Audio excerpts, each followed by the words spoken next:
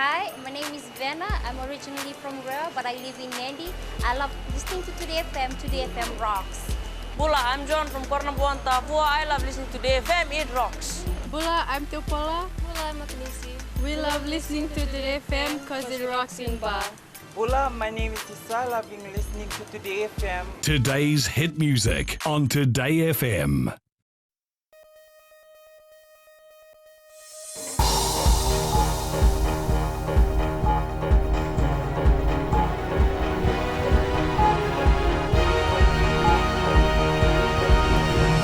Good evening, I'm Jackie Spate, and this is FBC News. Tonight, community celebrates new school block that will cater for secondary school students. U.S. ambassador to remain in Fiji despite U.S. President-elect's recall of politically appointed ambassadors. And man falls to his death while repairing roof at Suva Hotel.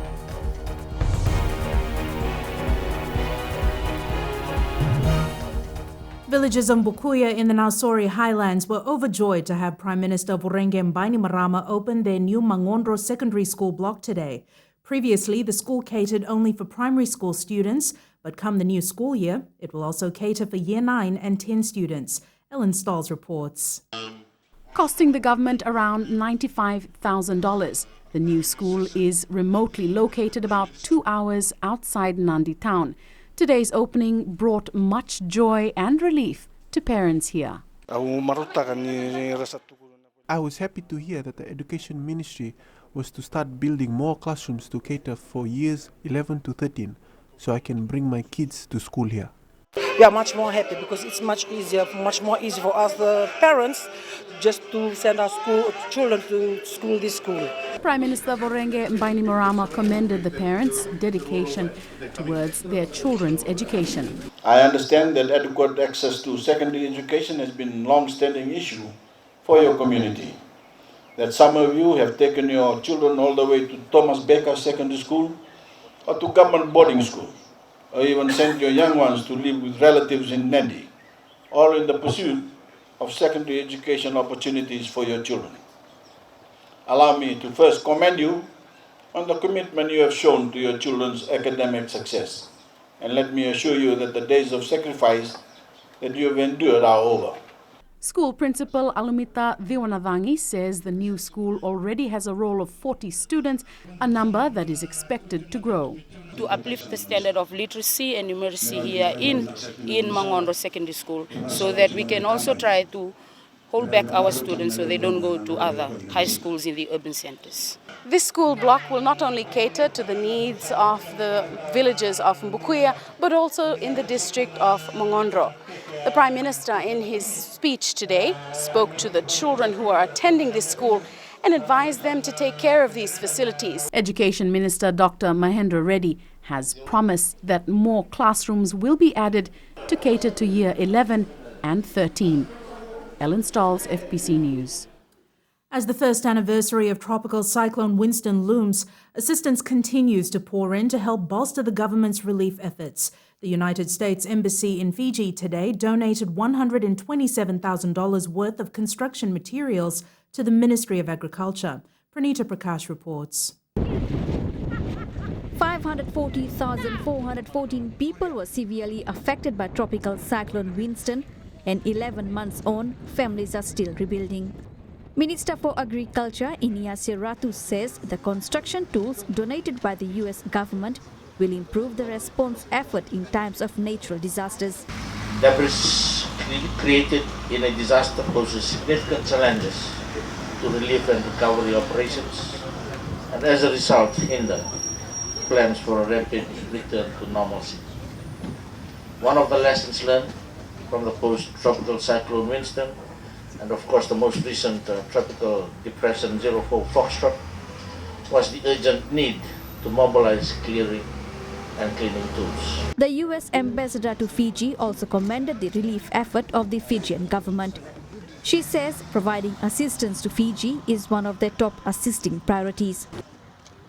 The United States and Fiji have been longtime partners in humanitarian assistance and disaster relief efforts, so this is a continuation of that partnership. And today's handover is actually just the first in a series. Similar tools will be handed to the Commissioner's office in other divisions in the coming days. The US government had provided $7 million worth of relief items post-Cyclone Winston. Pranita Prakash, FBC News. Meanwhile, Judith Sefkin will continue in her role as U.S. ambassador to Fiji. FBC News approached Sefkin following overseas media reports that U.S. President-elect Donald Trump was recalling all politically appointed ambassadors. Sefkin confirmed to FBC News that she is yet to receive any recall letter and in the meantime will continue with her duties. The current status of that issue is that in our system of ambassadors around the world, there are a number of us that are career diplomats, and that's my category. There are also a number of ambassadors that are close friends of the president who is in office that we call political appointee ambassadors.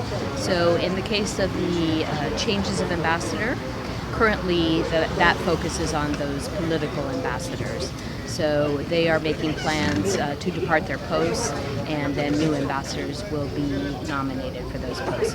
But in this case, since I'm a career diplomat, I continue on with my normal responsibility as ambassador. ANZ Bank statements in PNG confirm that transfers were made by suspended opposition MP Iso Tikoda to St. Joseph's College in Australia, where his son was studying while he was Fiji's High Commissioner to PNG. This was revealed by the third prosecution witness in the case against Ratu Iso Tikoda in the Suva Magistrates Court this morning. Shireen Shivan with the story. FICAC team leader investigation Wate Butanaseva appeared before Magistrate Makareta Mua, where he was asked in detail by FICAC prosecutor Rashmi Aslam of the bank statements for the High Commission of Fiji in Papua New Guinea. Butanaseva visited PNG during the course of the investigation to obtain source documents relating to Tikoda's case. He told the court that he obtained Tikoda's son's education allowance payment documents and ANZ Bank statements which belonged to the Fiji High Commission's account. The ANZ Bank statements confirmed the transfers that were made to St. Joseph's College in Australia, where Tikoda's son was studying. Tikoda is charged by FICAC with failing to declare his liabilities before the 2014 general elections. The trial will continue tomorrow. Shireen Shivan, FBC News. The Fiji chess community is mourning the death of one of their own. 16-year-old Russell Talonga, who was to represent Fiji to a competition in New Zealand next week, drowned during a swimming trip in the Namosi Hills on Saturday. Fiji Chess Federation President Calvin Prasad says Russell was a talented young boy and his sudden death will leave a huge gap in the chess fraternity. Anna Ravulo reports. One can only imagine the pain and difficulty in returning home from a swimming trip without a family member. What began as a family trip ended tragically when young Russell Talonga went missing in a river in the hills of Namosi. The family's worst fears came true when his body was found 2 days later further downstream by a group of villagers. Today, Russell's father, Cholame Smith, struggled to keep it together while talking to us. It's very hard to explain, to be honest. Because he's great in everything, this kid there. He's very great. He's very sporty. Plays chess, basketball, even karate. It's very hard for a father to lose a son like he is. The eldest of four was described by his father as a caring, loving boy who had a lot to live for. Smith says that he had so much planned for Russell, but that is now no more. Father-son, a connection has been taken away. It cannot be replaced. Apart from his family, Russell will also be missed by Fiji Chess. The 16-year-old was to leave this Friday for New Zealand for a chess competition. Chess community is shocked by this tragic loss. I've been receiving calls and emails from all over the place. The representatives from Oceania Chess have also expressed their condolences. They will observe a minute of silence for Russell at the event that starts this weekend. Russell is believed to be the first drowning case for 2017 and he will be laid to rest on Saturday. Anna Ravulo, FBC News. A 47-year-old man from Vesari Lami is dead after falling off the Suva Hotel building this morning. Police spokesperson Ananai Soro says initial investigations show that the handyman was carrying out roof repairs when the incident occurred. She says they are unable to reveal any further details as investigations are in its early stages. FBC News can now confirm that the nurses being investigated for taking part in a video singing their version of Jingle Bells with the words "patient smells" are from Lambasa.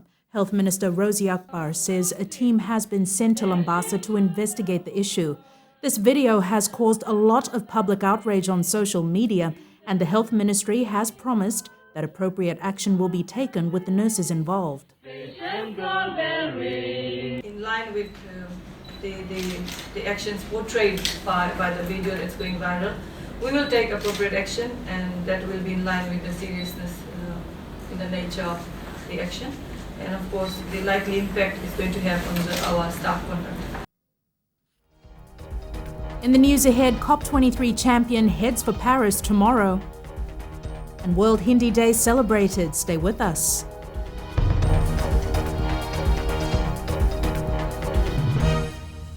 मेरा नाम कमल रोशनी है। हम लोगों में रहते हैं और मिर्ची एफएम सबसे बेस्ट स्टेशन है।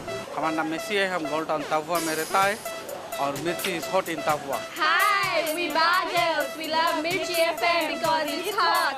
निवेश तवराबा में रहता हूँ, सुनता है यहाँ मिर्ची FM is very hot. Mirchi FM, it's hot.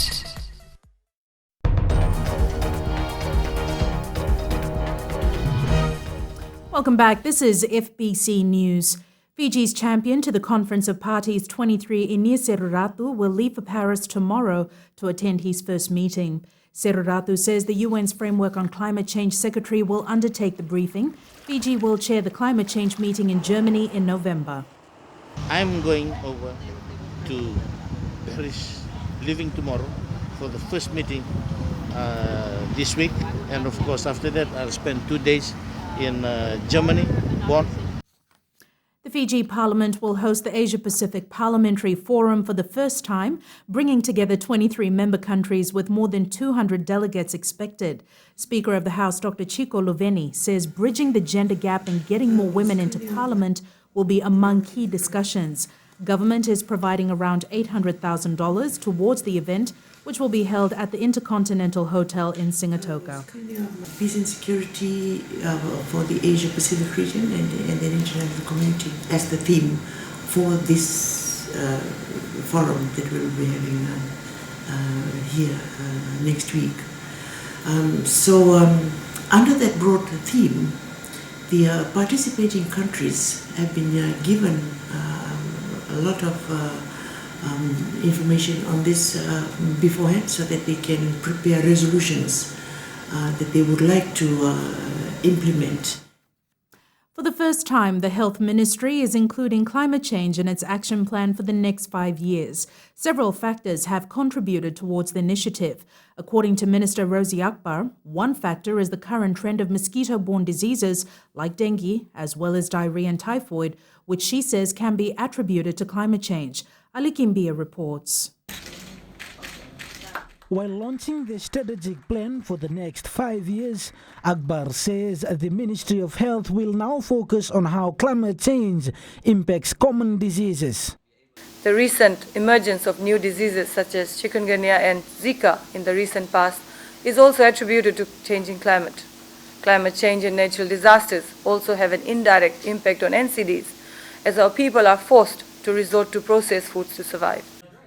The minister says focusing on the link between diseases and climate change will help prepare them in case of future outbreaks. World Health Organization representative Dr. Angela Mariano says it is vital to be ready whenever a disaster strikes. Disasters related to climate change are disrupting the delivery of healthcare services and are increasing the risks of disease and death among vulnerable groups. The launch is the first ever action plan for climate change and health, and it is developed to protect the health and well-being of communities. Ali Kimbia, FBC News. The Tertiary Education Loan Scheme Board is currently open for students who wish to access financial support this year. Education Minister Dr. Mahendra Reddy says with this support, students can also make use of technical colleges around the country. Application forms can also be accessed from the Telsby website. TELS office is open. They can go to the TSLB office and access finance to fund their studies in university or technical college. It's important to promote different languages in a multicultural nation like Fiji, as it helps establish deep connections and cross-cultural friendship. This was the message during celebrations to mark World Hindi Day in Suva last night. Kelly Vavala reports. Hindi is a language spoken and understood by many in Fiji. In fact, Hindi is an official language of the country. It is very important because language is a medium to express ourselves. It teaches us moral values, our conducts. So Hindi is one of the important languages in the world, which is the second largest spoken language after Mandarin. Minister Rosie Akbar says the Fijian government is working to promote Hindi in Fiji. When they call out Kaise Bahini, so that Bahini becomes that Bahini, it has that own warmth and love, and that's just who we are. That's just who we are, and it connects us. You know, it develops that feeling of brotherhood and the fact that we are all one. So, not only should we promote our own language, I think it's important we learn other languages that are around us, so that we are able to understand each other better. Meanwhile, 3 personalities were awarded for their dedication and contribution to the Hindi language, one being FBC Radio Fiji 2 announcer Noor Jahan. Through language, you can only preserve your culture and your identity, your religion, because all the scriptures are in Hindi. Hindi is a language spoken and known in more than 100 countries. Minister Akbar urged every Fijian to take the initiative to learn other cultures to be able to explore more opportunities. Kelly Vathala, FBC News. Sports is up next. Here's Jamie now with all the very latest. Thank you, Jackie, and welcome back to studio. Thank you so much. It's so good to be back. Thought you might have forgotten your way back home. Good evening. After the break, Gareth Baber will name his squad for the Wellington and Sydney Sevens next week. And young Semi Talau from Tailevu, eager for Fiji football debut. This and more coming up.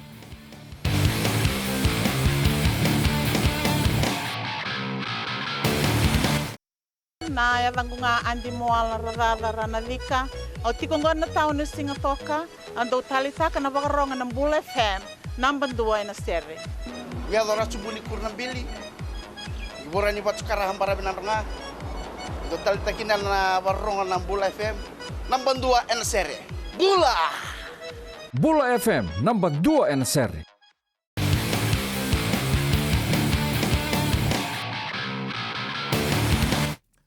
Vodafone Fiji Sevens coach Gareth Baber will select his 14-member squad next week for the Wellington and Sydney Sevens. Baber is keeping close tabs on all players in camp before chopping the squad to 14. He has also confirmed that Olympic gold medalist Vatemo Ravavo is with the team and will be considered for the Wellington and Sydney Sevens. However, Baber says he is watching Ravavo's fitness, which could be a factor in selecting his final team.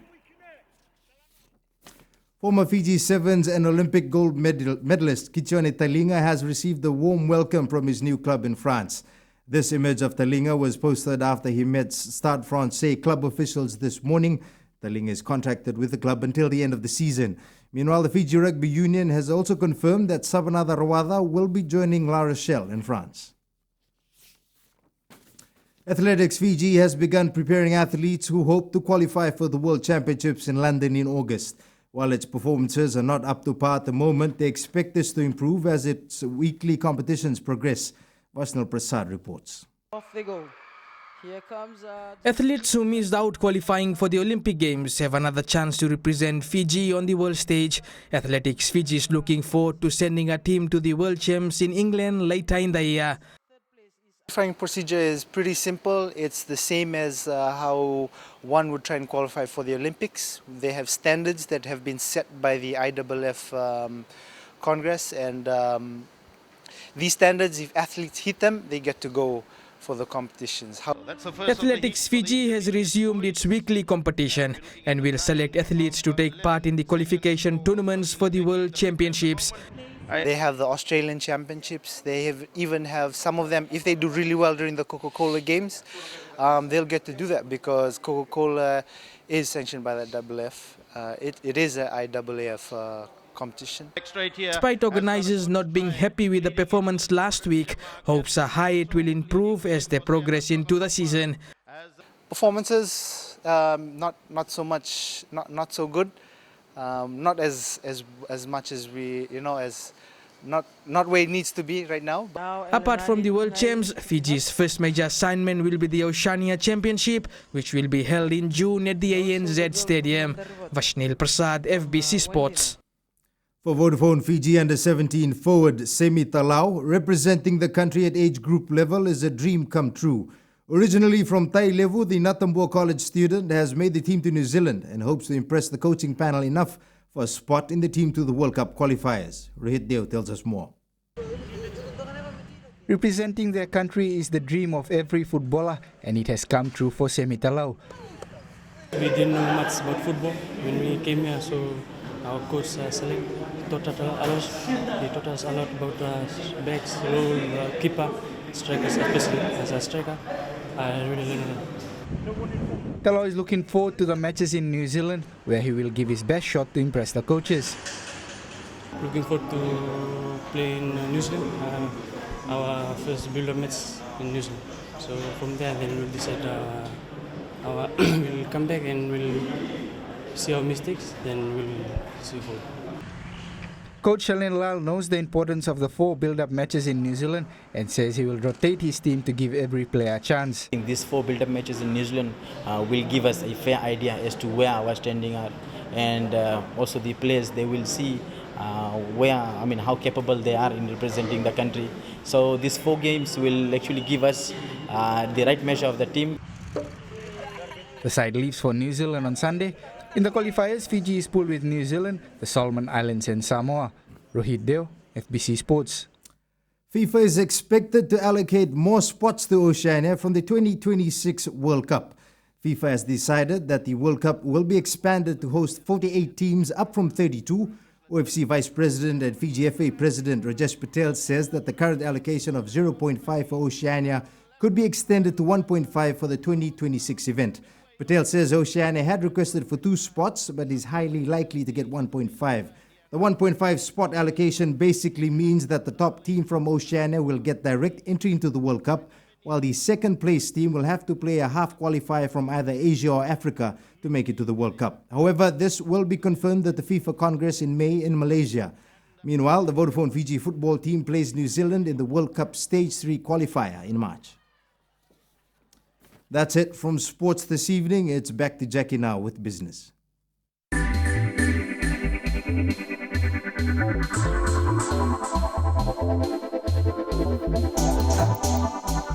The Consumer Council of Fiji is urging parents and students to be vigilant when doing back-to-school shopping. A survey by the council on a total of 27 bookshops and supermarkets in the central, western and northern divisions show that current prices of exercise books have mostly increased by 10 cents to 20 cents compared to 2016. According to the traders, the reason for the price increase is due to the high production costs incurred by the suppliers of exercise books. The council is advising retailers to be ethical and set correct profit margins on exercise books, textbooks and stationery as specified under the Counter-Inflation Order 1993.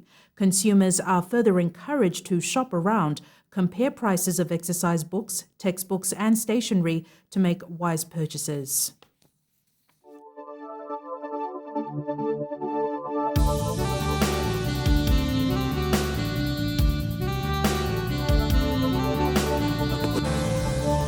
Sunny spells with steamy conditions were experienced in most parts of the country today. Looking at the temperatures, the major centres recorded mild temperatures in the lower 30s. Bar was the warmest at 34 degrees. For tomorrow, a mix of sun and clouds is the forecast. However, there's a chance of brief showers in the eastern and northern divisions. Our further outlook, we're looking further on to Friday. A warm sunny day is most likely to prevail in most areas of Fiji. At sea, easterly winds 15 to 20 knots, moderate seas. Recapping the main stories for tonight, Community celebrates new school block that will cater for secondary school students. U.S. ambassador to remain in Fiji despite U.S. President-elect's recall of politically appointed ambassadors, and man falls to his death while repairing roof at Suva Hotel.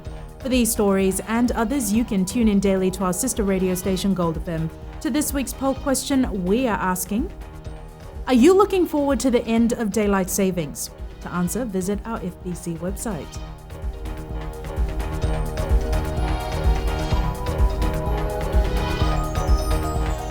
Remember to send us newsworthy pictures and videos on email citizenseyes@fbc.com.fj or share it with us via Facebook page FBC News. And if you're on Twitter, follow and tweet us your news tips at FBC_news or simply hashtag FBC News. That was FBC News for tonight. I'm Jackie Spate. Good night.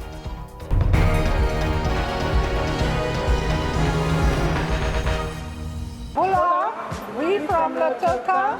We love listening to Gold FM, only the classic hits. Hola, my name is Kanto. I'm from Ba. I love listening to Gold FM, only the classic hits. Mula Fiji, my name is Florence Ratu. I'm from Call Number 1 in Tavua, and I love listening to Gold FM, only the classic hits every day and all day. Hi, my name is Anna, and I'm from the soccer crazy town of Ba. I love listening to Gold FM, only the classic hits. Gold FM, only the classic hits.